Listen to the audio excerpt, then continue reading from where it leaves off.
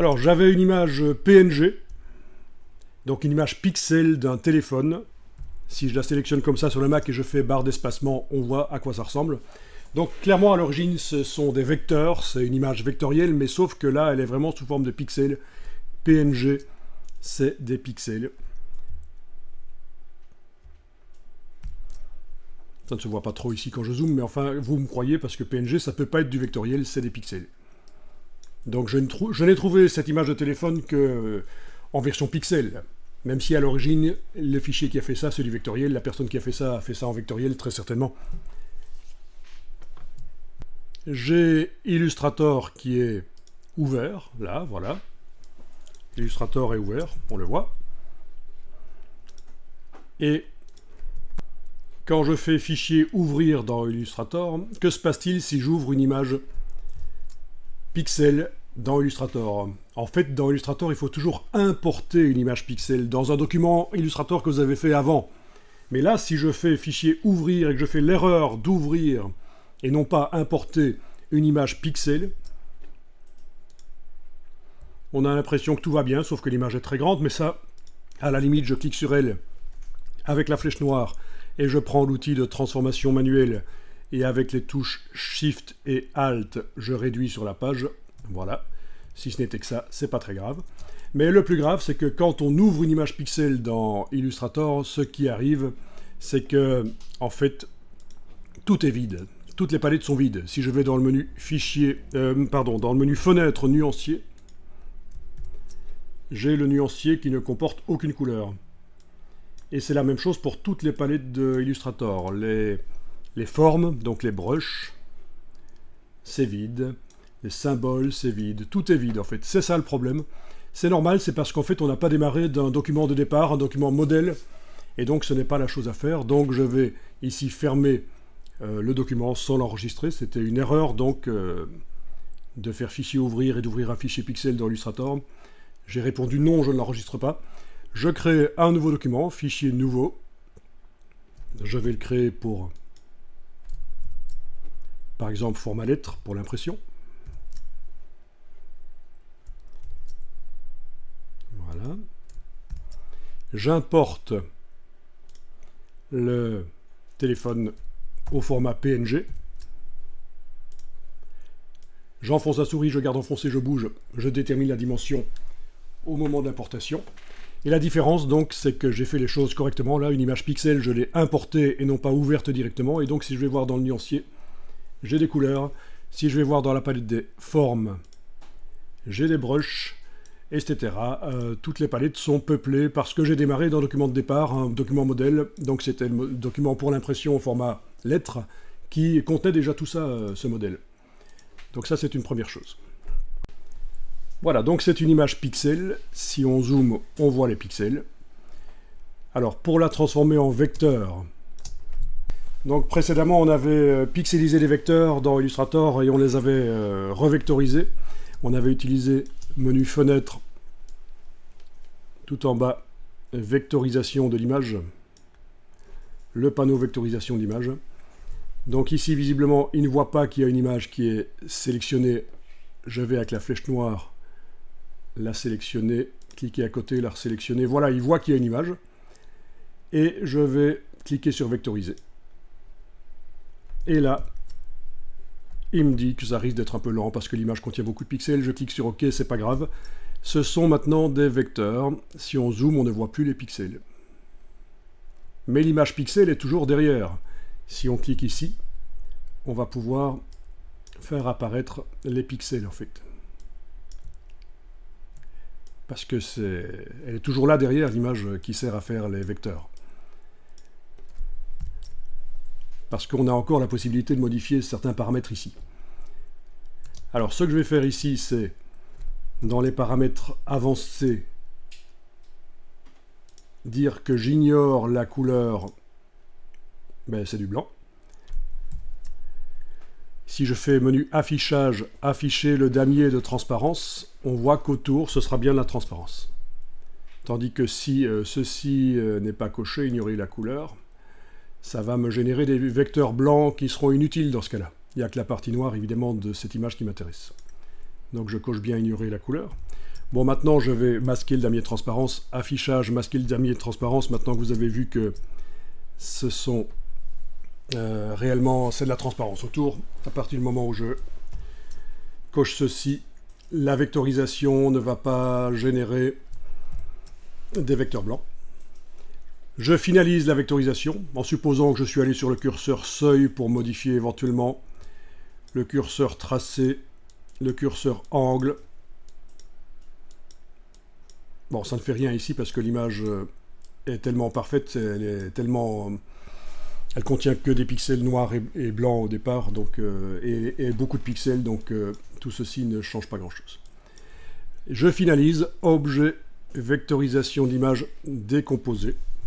Objet, vectorisation d'image décomposée. Voilà, c'est des vecteurs. Avec la flèche noire, si je clique à côté et que je clique dessus, tout se sélectionne parce que la vectorisation a généré un groupe, en fait. Si je vais dans menu fenêtre, calque, voir un peu ce qu'on a obtenu,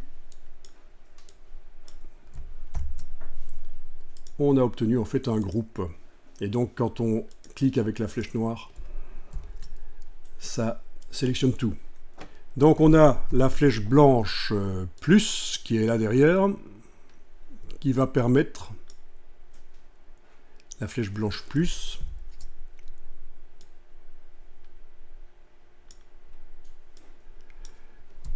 Après avoir cliqué à côté pour tout désactiver, ça va permettre de sélectionner seulement une partie. Bon, c'est cette partie-là qui m'intéresse, parce que je veux la supprimer, touche suppression sur le clavier, et voilà, je me retrouve avec mon téléphone. Bon, je vais l'enregistrer.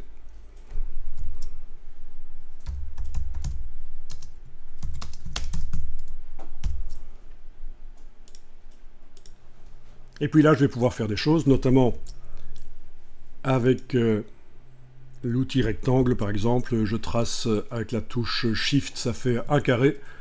Avec l'outil transformation manuelle, en le positionnant à côté, je tourne. Voilà. Je le fais plus petit aussi, avec Shift et Alt. Voilà.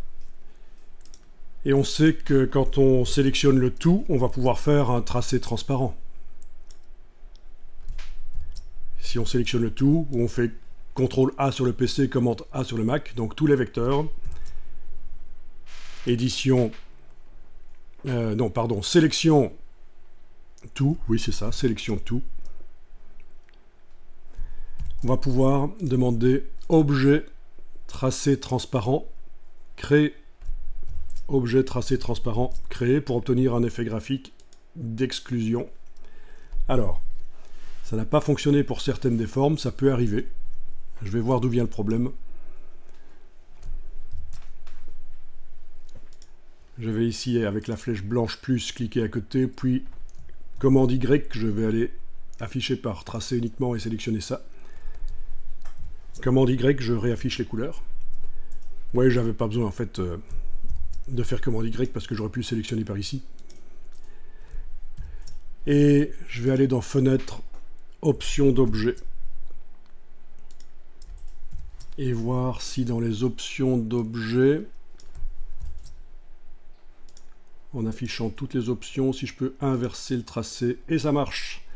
C'est un truc un peu vicieux, quand on fait de l'exclusion par objet tracé transparent créé, il y a certains des objets qu'il y a besoin d'inverser par les options d'objet. Vous avez vu, hein, menu fenêtre options d'objet, j'ai demandé d'afficher tout et j'ai utilisé ceci pour inverser le sens du tracé. Je vais le refaire pour le dessus ici.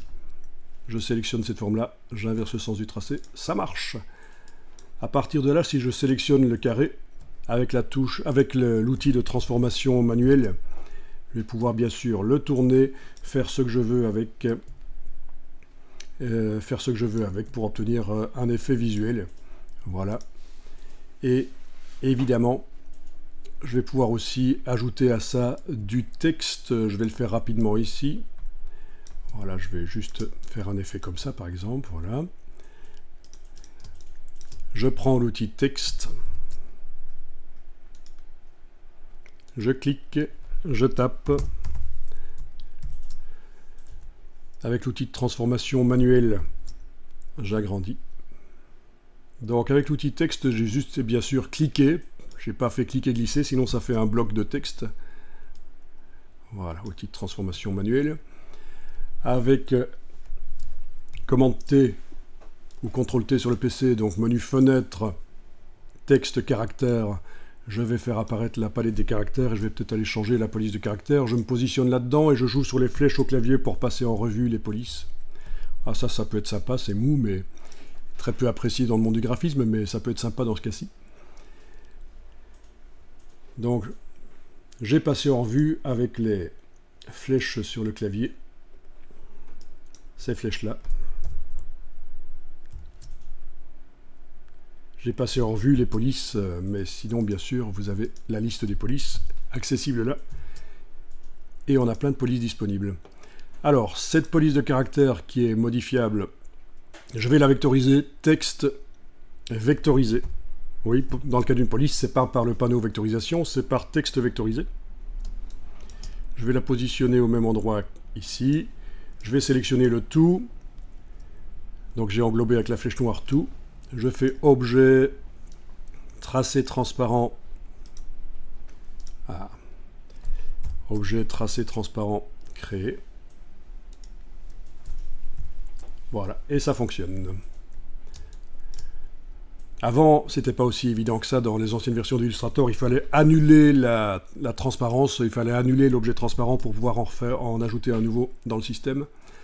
Là, je viens juste d'activer le plan de travail pour agrandir le plan de travail parce que mon icône finalement était plus grande. Enfin, voilà le genre de choses qu'on obtient. Ça peut être sympa. Des effets d'exclusion comme ça. Donc avec une image qui venait du web, une image pixel, que j'avais choisi de manière à ce qu'il n'y ait pas de problème de copyright en fait.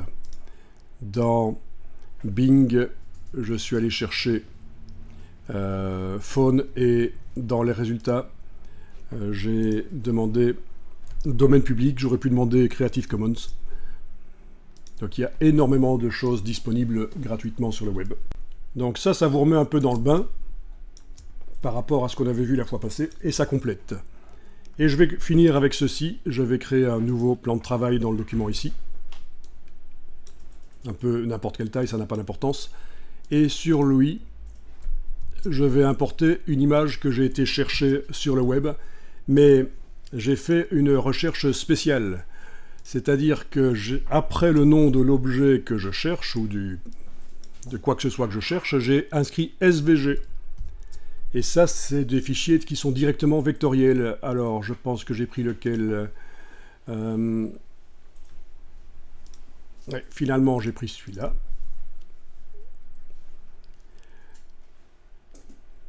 Qui est un de ceux qui apparaissait ici. Oui, c'est le premier, voilà. Faune SVG, partie image, dans Bing, avec domaine public, voilà, comme ça je suis sûr d'avoir quelque chose que je peux utiliser. Et donc, on voit que c'est une extension SVG. V pour vecteur. J'ai enregistré l'image par clic droit, enregistrer l'image sous. Non, enregistrer sous, c'est même pas enregistrer l'image sous. Et là, qu'est-ce qui se passe quand je l'ouvre? Je vais l'ouvrir dans Illustrator, fichier ouvrir, à côté du document actuellement existant. Je l'ouvre. Voilà. Je fais commande Y. C'est des vecteurs.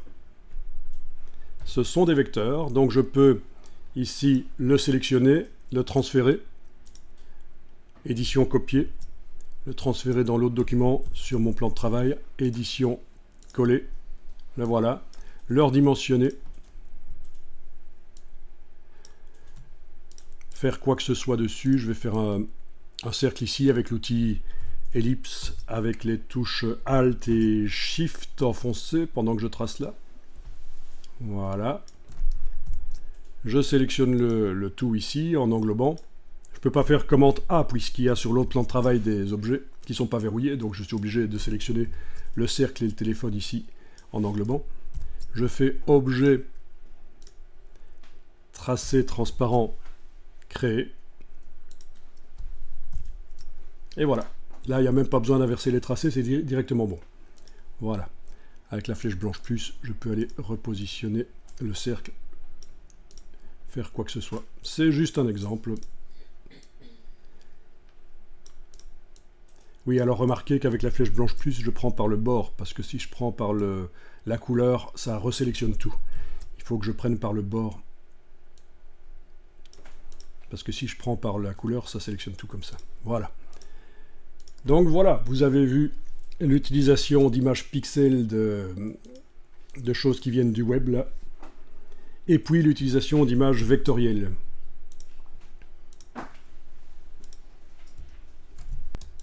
Alors je vous montre quelque chose en plus, ici. Je vais dans le menu Fenêtre, Style graphique. Menu Fenêtre, Style graphique. Alors des styles graphiques pour Illustrator, il en existe des milliers sur le web. Mais ici, on en a certains qui peuvent être intéressants. Menu Fenêtre, Style graphique. Qu'est-ce qui se passe si je sélectionne mon objet ici et que je lui applique un style? Eh bien, on teste. Voilà, ça fait un motif, ça fait quelque chose comme ça, voilà. Ou comme ça, ok. Ou, et ça devient intéressant, dans la bibliothèque ici, dans le bas de la palette style graphique, on a éventuellement, oui, il y a des effets 3D, éventuellement, ça peut être intéressant. Plutôt que de devoir les faire soi-même dans Illustrator et apprendre comment fonctionne la 3D dans Illustrator, il y a peut-être possibilité de mettre des effets 3D. Alors, c'est pas terrible, mais enfin, il y a possibilité de tourner, s'il fallait. Mais dans ce cas-ci, c'est pas terrible. Je vais prendre d'autres effets. Et on a des effets, certainement les boutons quelque part. Voilà, boutons et transformation. Ça, c'est pour faire des boutons un peu comme on faisait dans le web à une certaine époque, même si maintenant on fait plutôt du, comment dire, du flat design. On ne met plus trop des dégradés et des biseaux, en fait. Hein. Mais enfin, techniquement, voilà, il y a possibilité de mettre des effets de boutons. Alors, ça donne pas terrible. Pourquoi? Parce que le téléphone est trop grand. Si je le sélectionne avec la touche Alt, je le déplace. Tiens, je vais faire un nouveau plan de travail derrière. Voilà. Et je le redimensionne avec l'outil de transformation à une taille. Waouh. J'annule là, voilà, ok. Voilà. On va peut-être avoir des choses plus intéressantes avec les effets de boutons.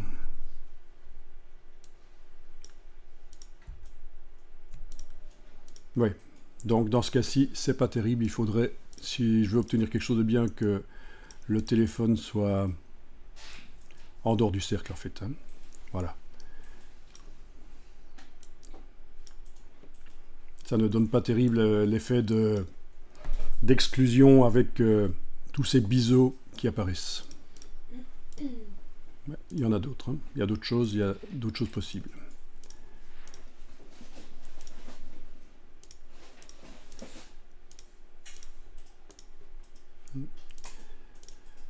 Ce n'est qu'un tout petit aperçu de ce qu'on peut faire dans Illustrator. Donc les icônes dans Illustrator, c'est possible.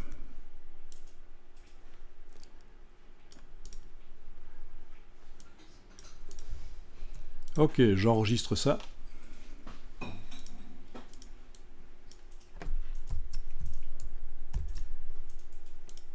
Mais attention, faites gaffe à ce genre de choses. C'est donc plus d'actualité. Les dégradés et les biseaux, donc les bevels, les chanfreins, on appelle ça aussi, les bords, ce n'est plus trop d'actualité.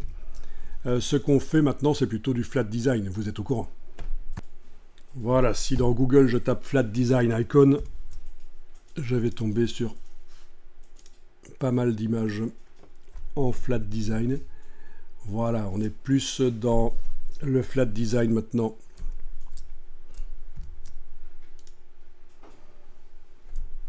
C'est-à-dire pas de dégradé excessif en tout cas, et pas d'effet de bord, de biseau. Ça, c'est plutôt la tendance actuelle depuis quelques années quand même, hein. C'est plus clean, c'est plus propre. Et donc pour obtenir ça, on met simplement des couleurs sur les formes dans Illustrator, sans mettre les effets spéciaux qu'on va chercher dans la palette style graphique.